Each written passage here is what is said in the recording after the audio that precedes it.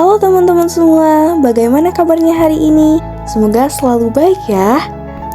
Di video kali ini, kelompok 9 akan menjelaskan tentang informasi akuntansi pertanggungjawaban. Yuk, simak materinya bersama-sama. Nah, jadi apa sih informasi akuntansi pertanggungjawaban? Pertanggungjawaban adalah sistem akuntansi yang disusun sedemikian rupa sehingga penyatuan dan pelaporan biaya dan pendapatan dilakukan sesuai dengan pusat tanggung jawab organisasi, dengan tujuan menunjuk seseorang atau sekelompok orang yang bertanggung jawab atas penyimpangan dari yang dianggarkan biaya dan pendapatan. Menurut pemahaman Mulyadi tentang akuntansi pertanggungjawaban, syarat-syarat berikut harus dipenuhi untuk dapat menerapkan akuntansi pertanggungjawaban. Yang pertama, ada struktur organisasi. Struktur organisasi dalam akuntansi pertanggungjawaban harus menetapkan alur tanggung jawab, wewenang, dan jabatan yang jelas untuk setiap unit kerja dari setiap tingkatan manajemen.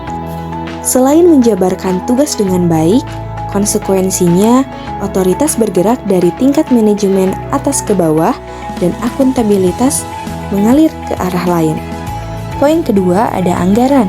Setiap pusat tanggung jawab harus berpartisipasi dalam anggaran-anggaran dalam akuntansi pertanggungjawaban, karena anggaran merupakan gambaran dari rencana kerja manajer yang akan dilaksanakan dan berfungsi sebagai landasan untuk menilai kinerja mereka. Poin ketiga, penggolongan biaya. Biaya harus dipisahkan menjadi biaya yang terkendali dan tidak terkendali dalam akuntansi pertanggungjawaban, karena manajemen tidak dapat mengendalikan semua biaya yang terjadi dalam satu porsi, sehingga hanya biaya yang dapat dikendalikan yang dicatat. Selanjutnya, poin 4 yaitu sistem akuntansi biaya. Setiap tingkat manajemen adalah pusat biaya, dan biaya yang dikeluarkan di dalamnya dibagi menjadi biaya terbatas dan biaya yang tidak terbatas, karena pengeluaran yang dikeluarkan akan dikumpulkan pada setiap tingkat manajemen. Biaya harus dilaporkan dan diberi label sesuai dengan tingkat manajemen struktur organisasi. Poin terakhir yaitu poin 5, sistem pelaporan biaya. Setiap bulan, Departemen Akuntansi Biaya menghasilkan laporan akuntabilitas untuk setiap pusat biaya. Isi laporan pertanggungjawaban disesuaikan dengan level manajemen yang akan menerimanya. Baik, selanjutnya kita masuk ke tujuan dan manfaat akuntansi pertanggungjawaban. Menurut banyak definisi yang diidentifikasi oleh para ahli, tujuan akuntansi pertanggungjawaban adalah untuk mengundang pekerja untuk melakukan pekerjaan yang sesuai dan meminta pertanggungjawaban mereka atas perbedaan dalam pengeluaran dan pendapatan perusahaan. Manfaat akuntansi akuntabilitas adalah bahwa karyawan di dalam organisasi berkontribusi dalam mencapai tujuan perusahaan dengan sukses dan efisien. Mari kita lanjut ke faktor-faktor yang menunjang efektivitas penerapan akuntansi pertanggungjawaban. Yang pertama, luas wewenang dan tanggung jawab pembuatan keputusan harus ditentukan dengan baik melalui standar organisasi. Yang kedua, manajer pusat pertanggungjawaban harus berperan serta dalam penentuan tujuan yang digunakan untuk mengukur kinerjanya. Yang ketiga, manajer pusat pertanggungjawaban harus berusaha untuk mencapai tujuan yang ditentukan untuknya dan untuk pusat pertanggungjawaban.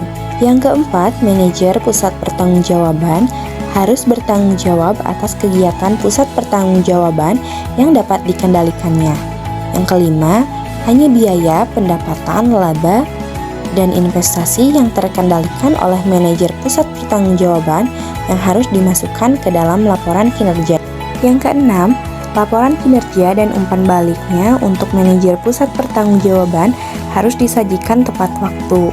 Yang ketujuh, laporan kinerja harus menyajikan secara jelas selisih yang terjadi, tindakan koreksi, dan tindak lanjutnya sehingga memungkinkan diterapkannya prinsip pengecualian.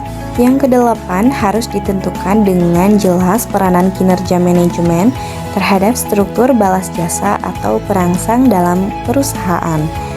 Yang sembilan, sistem akuntansi pertanggungjawaban hanya mengukur salah satu kinerja manajer pusat pertanggungjawaban, yaitu kinerja keuangan. Selain kinerja keuangan, seorang manajer dapat dinilai kinerjanya atas dasar tingkat kepuasan karyawan, moral, dan sebagainya. Fungsi akuntansi pertanggungjawaban. Yang pertama, pencatatan. Pusat pertanggungjawaban akan mengumpulkan semua biaya yang terjadi pada pusat pertanggungjawabannya dan melakukan pencatatan terhadap biaya-biaya tersebut. Yang kedua, pelaporan. Setelah kegiatan-kegiatan pada pusat pertanggungjawaban terjadi, pusat pertanggungjawaban akan mempertanggungjawabkan semua aktivitasnya dengan membuat suatu laporan pertanggungjawaban. Tidak semua biaya menjadi tanggung jawab manajer pusat pertanggungjawaban, melainkan hanya biaya-biaya yang terkendali saja. Yang ketiga, pengawasan. Karena akuntansi pertanggungjawaban mengumpulkan semua informasi akuntansi dari pusat pertanggungjawaban pada biaya dan pendapatan, baik dalam bentuk anggaran dan hasil produksi maupun hasil aktivitas nyata, maka dapat digunakan untuk mengendalikan biaya. Laporan akuntansi pertanggungjawaban. Tujuan dari mengembangkan laporan pusat pertanggungjawaban yaitu: yang pertama, mengizinkan manajemen puncak untuk mendelegasikan tanggung jawab dan otoritas terhadap kepala departemen sehingga mereka dapat mencapai tujuan operasi departemen. Yang kedua, menyediakan manajemen puncak dengan informasi atau umumnya terhadap dasar akuntansi untuk mengukur kinerja dari setiap departemen dalam mencapai tujuan operasi. Laporan pertanggungjawaban yang disajikan harus memuat ciri-ciri pokok sebagai berikut. Yang pertama, laporan harus sesuai dengan bagan organisasi. Yang kedua, bentuk dan isi laporan harus konsisten setiap kali diterbitkan. Yang ketiga, laporan harus cepat dan tepat waktu. Yang keempat, laporan harus diterbitkan secara teratur. Yang kelima, laporan harus mudah dimengerti. Yang keenam, laporan harus memberikan perincian yang cukup namun tidak berlebihan. Yang ketujuh, laporan harus memberi angka-angka yang dapat diperbandingkan atau perbandingan antara angka aktual dengan anggaran atau antara standar yang ditentukan dengan hasil aktual harus menunjukkan varians-varians yang terjadi. Yang kedelapan, laporan harus bersifat analisis. Yang kesembilan, laporan untuk manajemen operasi harus dinyatakan baik dalam unit fisik maupun dalam nilai uang. Yang kesepuluh, laporan dapat cenderung menonjolkan keefisienan dan ketidakefisienan dalam berdepartemen. Baik teman-teman, kita masuk ke pengertian pusat pertanggungjawaban. Setiap unit kerja dalam organisasi yang dipimpin oleh seorang manajer yang bertanggung jawab adalah pusat pertanggungjawaban. Pusat pertanggungjawaban adalah mekanisme yang mengubah input menjadi output. Pusat pertanggungjawaban adalah sektor perusahaan yang manajemennya bertugas mengawasi operasi tertentu. Jenis-jenis pusat pertanggungjawaban. Yang pertama, pusat pendapatan. Pusat pendapatan adalah suatu pusat pertanggungjawaban dalam suatu organisasi yang kinerja manajerialnya dinilai atas dasar pendapatan dalam pusat pertanggungjawaban yang dipimpinnya. Yang kedua, pusat biaya. Pusat biaya adalah suatu pusat pertanggungjawaban atas suatu unit organisasi dalam suatu organisasi yang kinerja manajernya dinilai atas dasar beban biaya dalam pusat pertanggungjawaban yang dipimpinnya. Yang ketiga, pusat laba.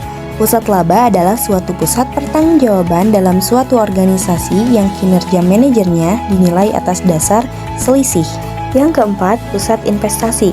Pusat investasi adalah suatu pusat pertanggungjawaban dalam suatu organisasi yang kinerja manajernya dinilai atas dasar pendapatan, beban, dan sekaligus investasi atau aktiva modal pada pusat pertanggungjawaban yang dipimpinnya.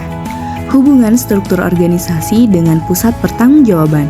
Pusat pertanggungjawaban dikembangkan dalam teori organisasi tergantung pada struktur organisasi. Struktur organisasi didirikan untuk menentukan peran dan koneksi pemimpin dan bawahan untuk memastikan koordinasi yang bertujuan. Manajemen mendelegasikan wewenang kepada manajemen yang lebih rendah untuk melaksanakan tanggung jawab tertentu dalam struktur organisasi untuk menetapkan pembagian kerja yang sesuai. Bentuk organisasi dapat dibedakan menjadi berbagai macam, akan tetapi yang berkaitan dengan pusat-pusat pertanggungjawaban dibedakan menjadi dua struktur organisasi, yaitu sebagai berikut. Yang pertama, organisasi fungsional.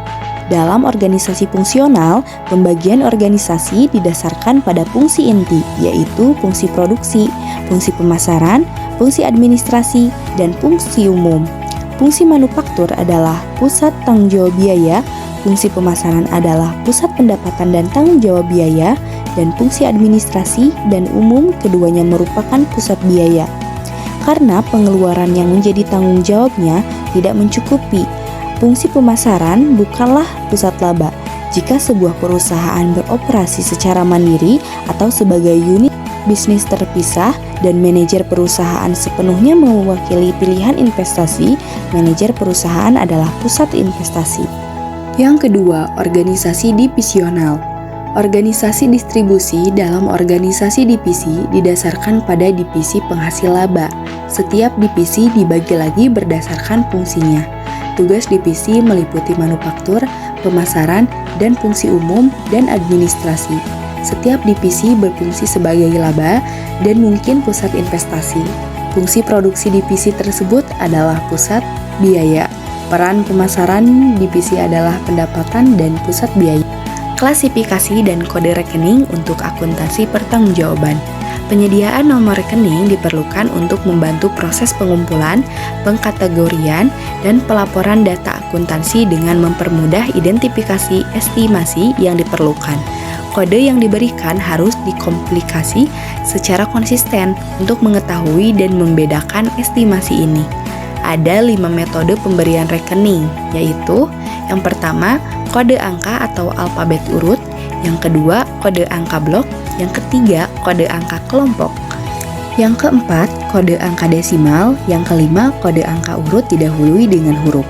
Sistem pengkodean yang lazim dipakai sekarang adalah kode kelompok dan kode blok, seperti yang pertama kode angka atau alfabet urut, yang kedua kode angka blok, yang ketiga kode kelompok, yang keempat kode angka desimal, yang kelima kode angka urut didahului dengan huruf.